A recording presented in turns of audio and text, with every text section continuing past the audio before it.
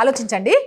కుల ధృవీకరణ మాత్రం ఈ పాస్టార్ది ఏంటిదట, మాదిగ హోదా, కుల ధృవీకరణ హిందూ మాదిగ. కానీ ఈయన 10 సంవత్సరాల నుంచి పాస్టర్.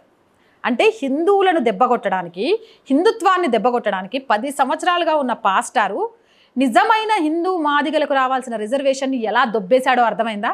ఇక్కడ మతం మార్చుకున్నాడు, పాస్టార్ రూపంలో పైసలు తీసుకుంటాడు, పాస్టార్ రూపంలో అన్నీ అనుభవిస్తాడు.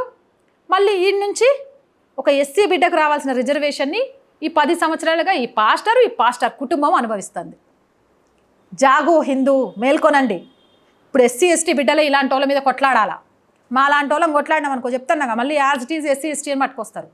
మేము నిజాయితీగా ధర్మం వైపు మాట్లాడుతుంటే కులాలను తీసుకొచ్చి విభజించాలని చూస్తారు. మీరు కొట్లాడండి. ఈ పాస్టర్ లాంటి మతం మారిన మత మార్పిడి గుంటనక్కలు వెళ్ళిపోయినారు అనుకో, ఈ రిజర్వేషన్ ఫలాలన్నీ నిజంగా కూడా హిందూ ఎస్సీ ఎస్టీ బిడ్డలకే వస్తాయి. నిజంగా మీకు రావాలి, మీరు సమాజంలో ఎదగాలి. అలా కోరుకునే వాళ్ళలో మేము ముందు వరుసలో ఉంటాం. మీకు ఎక్కడ అన్యాయం జరిగినా మీ తరపు నుంచి గొంతు విప్పడానికి మేము సిద్ధంగా ఉంటాం. కానీ ఇలాంటి దొంగనా కొడుకుల మీద పోరాడడానికి కూడా మీరు అలానే ముందు ఉండాలి.